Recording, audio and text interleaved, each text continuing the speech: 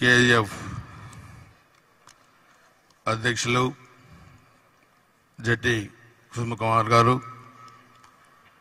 మాన్యులు గౌరవనీయ తెలంగాణ ముఖ్యమంత్రి వర్యులు రేవంత్ రెడ్డి గారు, వేదిక మీదున్న అతిరథ మహారథులు, ప్రపంచవ్యాప్తంగా ఈ కమ్మ గ్లోబల్ సమ్మిట్కి వచ్చేసిన పెద్దలు అందరికీ పేరు పేరున హృదయపూర్వక నమస్కారాలు.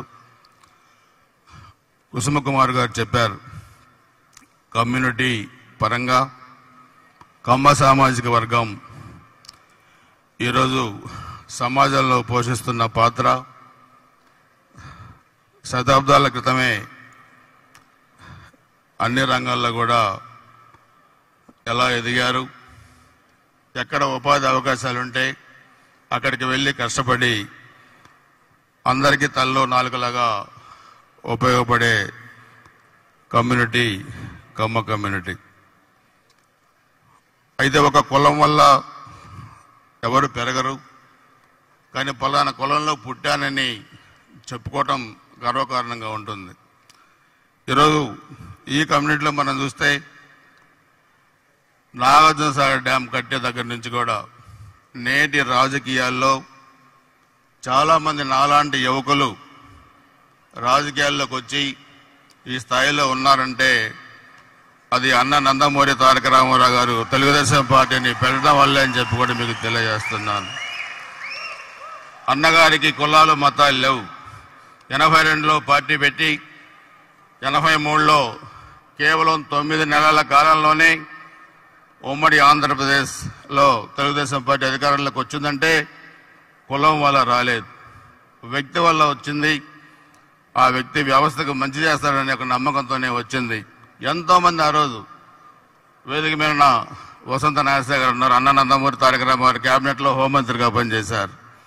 ఎంతోమంది అన్ని కులాలకు చెందిన చదువుకున్న వ్యక్తులందరూ కూడా ఎమ్మెల్యేలుగా, మంత్రులుగా, పార్లమెంట్ సభ్యులుగా, కేంద్ర మంత్రులుగా, కేంద్రంలో స్పీకర్లుగా కూడా పనిచేశారంటే అన్ని కులాలను గౌరవించే ఒక వ్యక్తిత్వం ఈ కమ్మ కులంలో ఉంది, నాయకుల్లో కూడా ఉంది. మేము కూడా అన్న నందమూరి తారక రామారావు గారి ఆశీస్సులతో 1994లో 28 సంవత్సరాలకే మొట్టమొదటిసారిగా ఎమ్మెల్యేగా ఎలక్ట్ అయ్యాం. 7 సార్లు వరుసగా పోటీ చేసి 5 సార్లు ఎమ్మెల్యేగా ఎలక్ట్ అయ్యాం.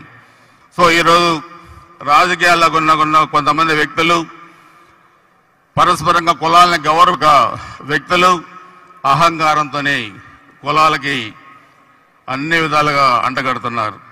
రాజధానికి కులాలు అంటగట్టారు, ఎన్నికల కమిషనర్కి కులాలు అంటగట్టారు, కరోనాకి కులాలు అంటగట్టారు. అందుకే ఒకసారి మనం ఆలోచిస్తే చంద్రబాబు నాయుడు గారు అరెస్ట్ అప్పుడు ఇక్కడ కూడా నిరసన ప్రదర్శన జరిగితే పోయి మీ రాష్ట్రంలో చేసుకొని నిరసన ఇక్కడ వద్దన్నారు ఆనాటి పాలకులు. దాన్ని ఖండించారు గౌరవ రేవంత్ రెడ్డి గారు. అందుకని మీ రాష్ట్రంలో చేసుకోబడిన వ్యక్తులకి రాష్ట్రాన్ని పదవి లేకుండా చేశారు ఈరోజు. అది కూడా గుర్తుపెట్టుకోవాలి. రాజకీయాల్లో ఎవరైతే మరి అవమానాలను పడతలుగా మార్చుకున్న వ్యక్తులు ఉన్నారు ఈ కులంలో. మీరు ఆంధ్ర రాజకీయాలు చూసినా, తెలంగాణ రాజకీయాలు చూసినా ఒకటే మనందరం కూడా గుర్తుపెట్టుకోవాలి, కులాల మీద ద్వేషం పనికిరాదన్నది కూడా ఎన్నికల ఫలితాలు మనం గుర్తుపెట్టుకోవాలి. 2019 ఎన్నికలు జరిగినప్పుడు ఆ రోజు అధికారంలో ఉన్న వాళ్ళు అన్నారు చంద్రబాబు నాయుడు గారు రిటర్న్ గిఫ్ట్ ఇచ్చామని. కానీ 2023 ఎన్నికల్లో రేవంత్ రెడ్డి గారు వాళ్ళకి రిటర్న్ గిఫ్ట్ ఇస్తారని వాళ్ళు ఊహించి ఉండరు ఆ రోజు అని చెప్పి కూడా మేము మనవి చేస్తా ఉన్నాను, తెలియజేస్తా ఉన్నాను. ఆంధ్ర రాజకీయాల్లో కూడా అడ్డగోలుగా వ్యవహరించిన వ్యక్తులు, ఒక పెద్ద మనిషిని 14 సంవత్సరాల ముఖ్యమంత్రిగా పనిచేసిన వ్యక్తిని తీసుకెళ్లి రాజమండ్రి జైల్లో పెడితే కులాలు మతాలు అంటగడితే 151 సీట్లు 11 సీట్లు అవుతాయని చెప్పి కూడా వాళ్ళు కూడా ఊహించున్నారు ఆంధ్ర రాజకీయాల్లో. సో అందరూ కూడా మనం గుర్తుపెట్టుకోవాల్సిన అవసరం ఉంది. రేవంత్ రెడ్డి గారు ఒక ఉదాహరణ. అవమానాలని పట్టుదలగా మార్చుకొని అవకాశాలని విజయ సోపానాలుగా మలుచుకొని ఈరోజు ఈ స్థాయికి ఎదిగారంటే మనందరం కూడా రేవంత్ రెడ్డి గారిని చూసి నేర్చుకోవాల్సిన అంశాలు చాలా ఉన్నాయన్న సంగతి కూడా తెలియజేస్తున్నాను. ఆ రోజు జైల్లో పెట్టారు. ఒకటే శపథం చేశారు, నువ్వే ముఖ్యమంత్రి పదవిని అడ్డుపెట్టుకుని నన్ను అరెస్ట్ చేశావు, అదే ముఖ్యమంత్రి పేటమి నేను కూర్చుంటానని శపథం చేసి ముఖ్యమంత్రి అయిన వ్యక్తి రేవంత్ రెడ్డి గారు అని చెప్పి కూడా మీ అందరిగా స్పష్టంగా తెలియజేస్తా ఉన్నాను. అందుకే కులాలకు అతీతంగా మతాలకు అతీతంగా మనం వ్యవస్థల్లో ముందుకు వెళ్ళాలి.